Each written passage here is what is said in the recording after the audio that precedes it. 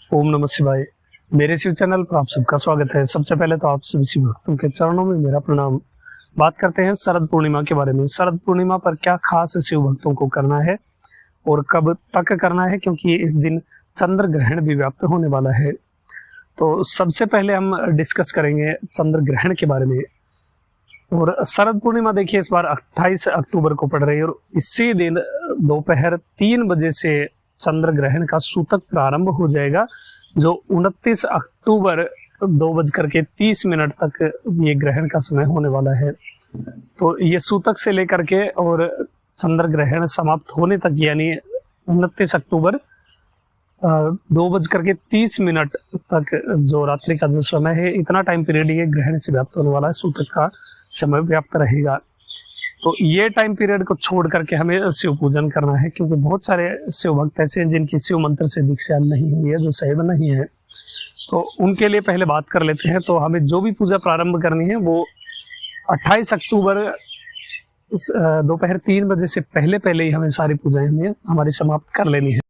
तो सबसे पहली चीज है वो है कलश। कलश मिट्टी का हो या चांदी का हो, जो भी आपके पास उपलब्ध हो वो कलश ले लीजिए और उसमें जल भर करके उसके अंदर कर्पूर, लौंग, इलायची ये सब डाल लीजिए और साथ ही 5 पत्ते या तो अशोक के पेड़ के या आम के पेड़ के पत्ते डाल लेने हैं।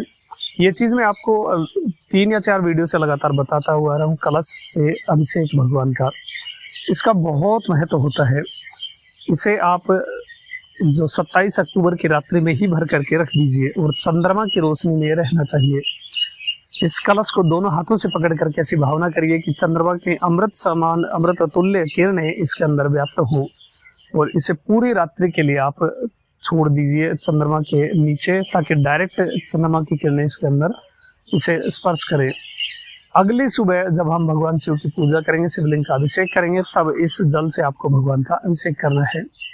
तो ये एक आपका द्रव्य एक रात्रि पहले ही आपको तैयार कर लेना है। साथ ही आपको खीर का नैवेद्य भी रात्रि में ही, 27 अक्टूबर की रात्रि में ही खीर का नैवेद्य तैयार करके और उसे चंद्रमा के नीचे रख लेना है, ताकि चंद्रमा की अमृत तुल्य किरणें उस नैवेद्य को स्पर्श करें।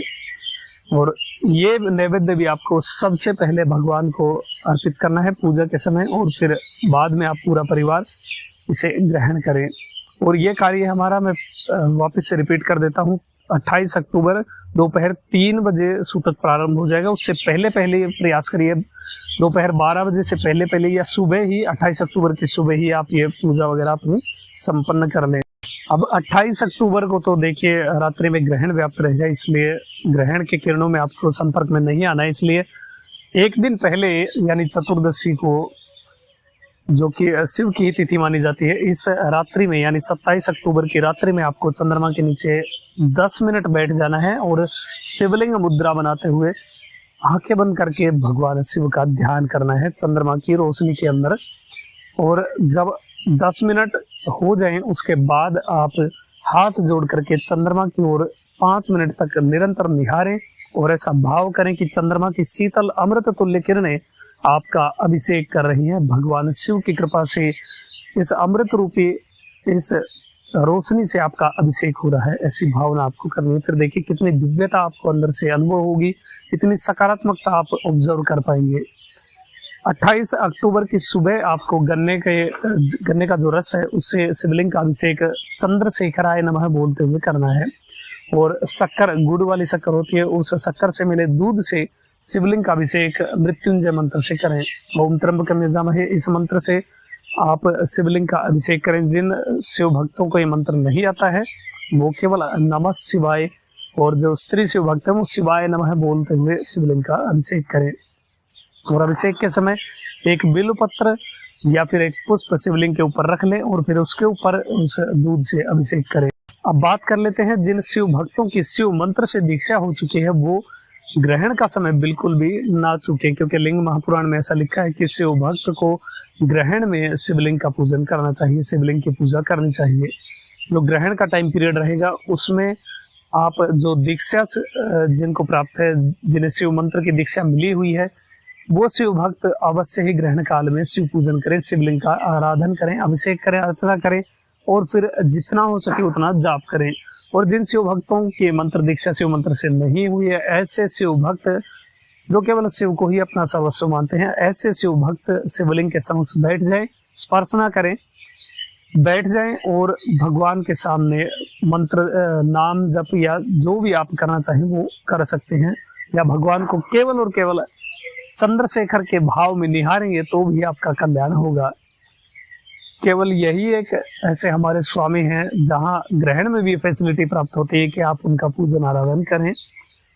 बाकी देवी देवताओं के विग्रह को स्पर्श करना इत्यादि सब मना किया जाता है, किंतु जो शिव भक्त मंत्र दीक्षा ग्रहण कर चुके हैं वो शिवलिंग का पूजन अवश्य ही करें, और जिन शिव भक्तों की दीक्षा नहीं हुई है वो केवल शिवलिंग के समक्ष बैठ जाएं और मानसिक भाव से ही अभिषेक करें, दूर से ही भगवान पर ऐसा दृष्टि लगाए हुए, निहारते हुए, उनको उनकी कृपा का अनुभव करते हुए आप भगवान का मानसिक रूप से अभिषेक करें और फिर नाम जप करें, अरुणाचल शिव अरुणाचल शिव अरुणाचल शिव। ऐसा भी आप भगवान शिव के समक्ष बैठ करके मन ही मन उच्चारण कर सकते हैं। तो ये थी जानकारी शरद पूर्णिमा और ग्रहण के विषय में। अभी तक के लिए इतना ही। आपका दिन शुभ हो, महादेव कृपा करें। अरुणाचल शिव। ओम नमः शिवाय।